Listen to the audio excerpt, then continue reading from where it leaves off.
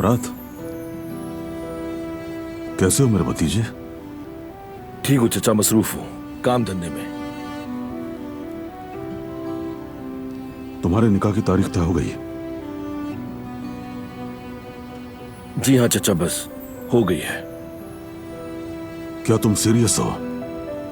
क्या वाकई उसी लड़की से शादी करने वाले हो? हाँ?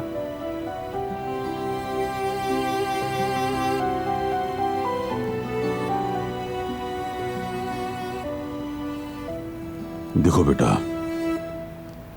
घर वक्ती शौक या वक्ती प्यार से नहीं बनता। जिस घर में मोहब्बत ना हो, चाहत ना हो, जिस घर के रहने वाले आपस में इख्तिलाफ रखें, वहां तो घास भी नहीं उगती। समझ रहे हो ना? इंसान अगर दिल से परखे बगैर शादी करे तो रिश्ता ऐसे टूटता है जैसे चिराग हवा से बुझ जाया करता है और पलक झपकते ही हर तरफ अंधेरा छा जाता है। शादी कोई मामूली चीज नहीं होती बेटा। शादी वो बंधन है जिसमें सबसे बुरे वक्त में भी दोनों को एक दूसरे का हाथ थामना होता है, एक दूसरे की आंखों में शफकत से देखना होता है। इसी तरह घर बनता है,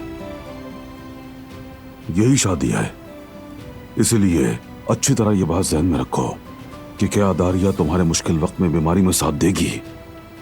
ये सवाल खुद से करो।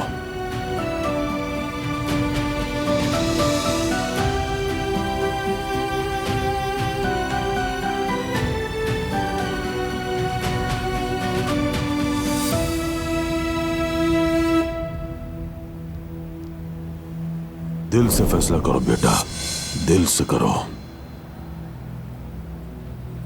और ठीक फैसला करना।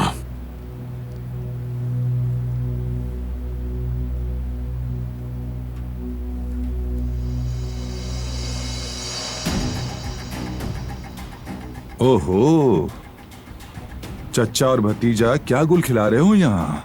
पुरानी बातें कर रहा हूं मैं अपने भतीजे से।